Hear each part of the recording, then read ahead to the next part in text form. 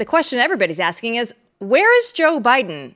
Even Politico has noticed his absence since Donald Trump's win on November 5th, with one of their sources claiming that there is virtually no leadership from the White House. Here to break it down for us is Blaze News editor-in-chief Matthew Peterson and Chris Bedford. He's our senior politics editor in Bedford.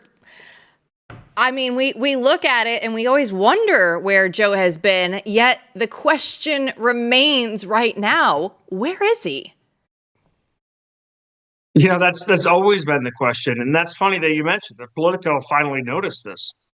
And I think the reason for that is because Democrats are finally willing to talk about it. There's been a complete absence of leadership in the White House for 4 years now.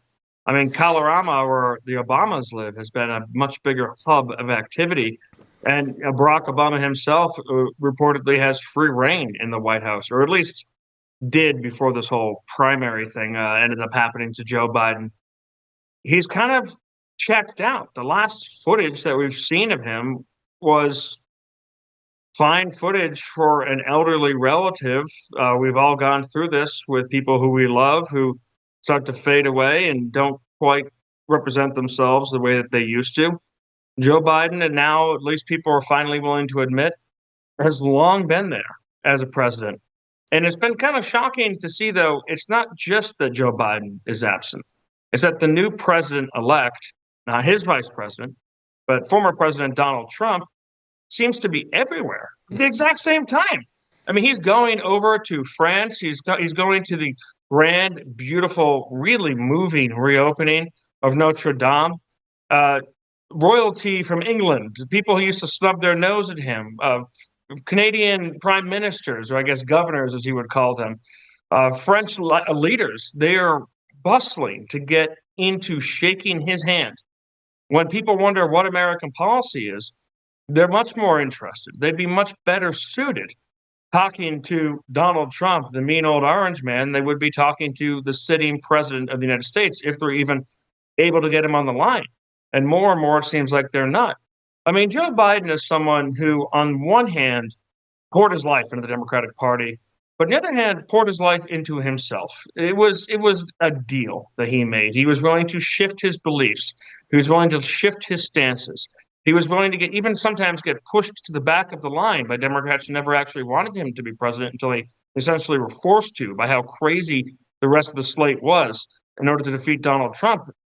They always kind of pushed him down. And now he doesn't seem to feel any of that loyalty back to the Democratic Party. I think that's reasonable. They stabbed him in the back. They pushed him back. Barack Obama said, no, step aside. It's Hillary Clinton. Then they said, fine, step in. And then Barack Obama came back and said, you know what, step aside. It's actually Kamala Harris, even though me and Michelle don't like her. He doesn't feel like he owes them anything. He's not going to do anything anymore to help them. He's certainly not an ideologue at the same level. Well, he's actually far more left-wing than he's ever gotten credit for.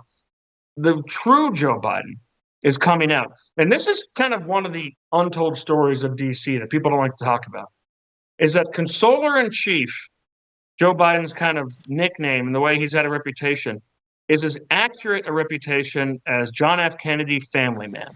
It is complete and total propaganda. It is a lie. It started to come out when he was kind of losing it at the end. They say, no, trust me, we're afraid to go into the Oval Office with him. He curses at us. He yells at us.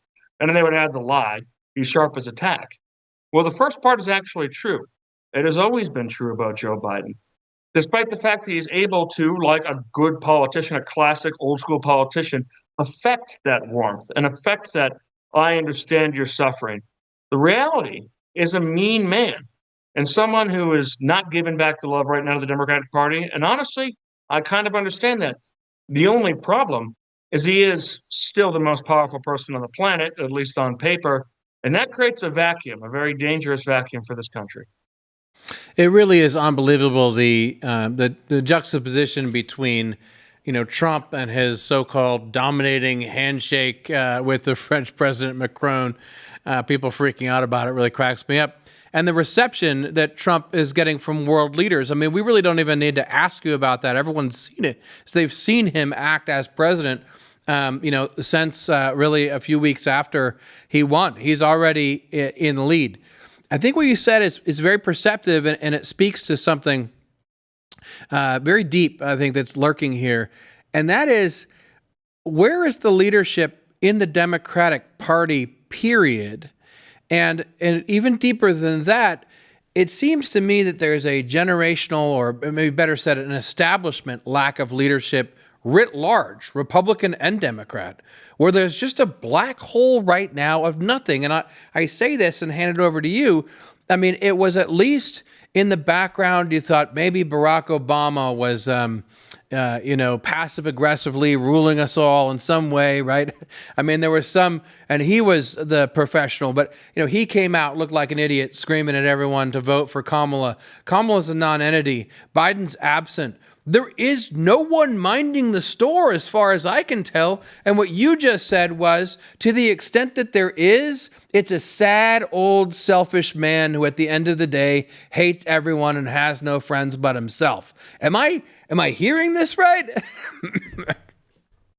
Yeah, and the first thing to talk about is that handshake. I think there's a little backstory there. The first time that he met Macron, this kind of like little guy, he shook his hand and he squeezed Donald Trump's hand in the way that someone does, like not a firm handshake, but a weird one. And reportedly, Trump turned to his aides afterwards and said, "What the heck was that? Was he trying to intimidate me? This is so silly." So now he comes back. He's like, "Hey, by the way, guess who's back in town?" And he wants to give him an overbearing handshake. Like, "Hey, you're one of those people who tries to squeeze people's hands like it makes you tough. Well, I'm the president now, and you're kind of on your way out." So that's true. And with the Republicans and Democrats, you're entirely correct. I mean, Mitch McConnell, who I've got a piece coming about tomorrow, which his secret war against Donald Trump, we can get into more details later, had a medical emergency and fell today. Republicans and Democrats are largely rudderless. It's been really wonderful to see J.D. Vance, probably the only actually impactful and important vice presidential debate I can remember, because it established him as a really serious character and a future for the GOP. He's someone who really stands out, but the rest of the Senate Republicans are trying to fight against Donald Trump. People like Joni Ernst, who I know now has completely gone back on that and said, "Oh, never mind." They have to kind of fall in line a little bit. But the benches of political talent on both sides seem fairly weak, seem fairly shallow. And there's article after article coming out here in D.C. about who's going to be in charge of the Democratic Party. But the question is also who's in charge of what?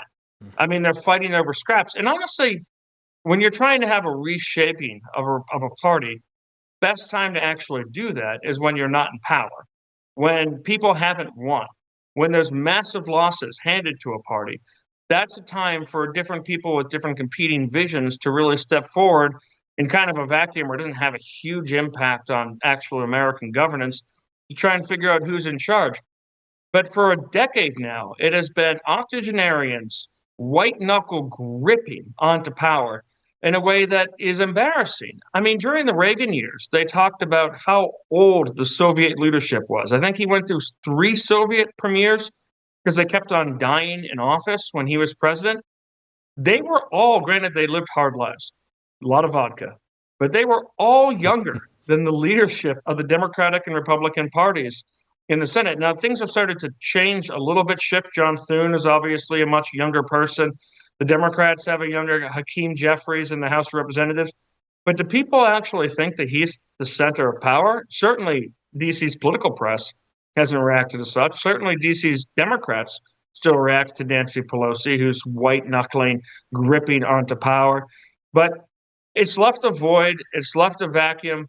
And into that, Trump, so different from 2016 and so different from 2020, has come with an operation that, well, it still does have a lot of hangers on. It still does have a lot of grifters. All political operations do, especially outsider ones, which Trump still was, even in this last primary. There are some very serious, very policy-focused people who've been working closely with this transition team who are going to actually try to make a difference. And it reminds me of probably 8 years ago or so, talking to our friend David Azarad and saying, well, I mean, the conservatives have been on the retreat for centuries. It's part of the deal when you're trying to conserve things. You're trying to keep things standard to try to protect Western civilization is there's always going to be an ebb. You're always going to get the natural flow that takes away from the structure that eats at the base of what you're trying to defend. But I said, even Russell Kirk tried to name his book, The Conservative Mind, The Conservative Retreat, because it has been a long war of attrition that liberals have generally been winning. But now I actually have a little bit of a white pill, a little bit of hope. It seems like the left wing is collapsing in on itself. They have overreached to such an extent that they have severely damaged their cause.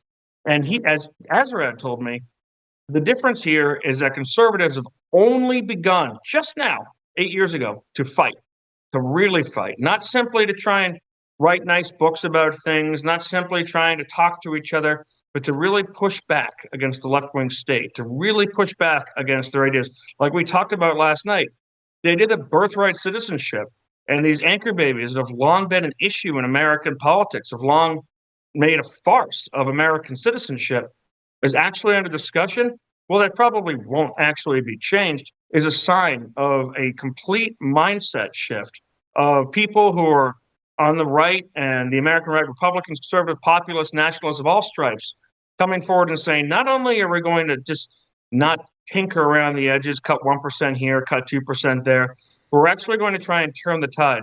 And you're seeing that not just in politics, but before that, in the culture, in comedy, in movies, in television. It's really kind of wild. Well, in the 60 seconds that we have left with you, AOC, she's one of the wannabe leaders of the Democratic Party. She went viral for removing her pronouns from her bio. And this is something that we are talking about on a television program. But here we are, because it does look like, again, it happened in May, but it's now making headlines. But it looks like it's a sign of the woke agenda finally going away. I think it is. It's something, it used to be, the woke agenda is interesting. It's religious in a way. That's why, while conservative churches and Orthodox churches and Catholic churches get their pews often rather filled up on Sunday, the liberals get their marches filled up because that is their version of church. But unlike a lot of these other actual real religions, wokeism doesn't have very many martyrs, people who are actually willing to sacrifice their careers and sacrifice their ability to get ahead based on its tenets. They use it. It's like tools. It's like hooks for an ice climber to try and get up something just so they can take it. But when there's actual blowback, when people say, you know what, that's actually really stupid, the moral panic is over. The moral crusade is over. When you have Black Lives Matter spokesman who used to be able to make governors and mayors kneel and FBI agents kneel before them, now they're out in the street yelling for militias and no one's even listening. Well, it shows you that moral crusade is over, that they have used their time, they've used their energy. People aren't afraid of them anymore. Companies aren't really paying attention to the mobs. They would get 20 people saying mean things to them on Twitter, and they would change corporate policy to be extremely left-wing and antagonistic towards Christians and Americans. You're not seeing that anymore. You're seeing colleges and universities start to get rid of their DEI departments. This is a really good step because it's been, I think everyone can look around and say, this was a moral panic, something that countries are prone to, civilizations are prone to, and it's time to end it.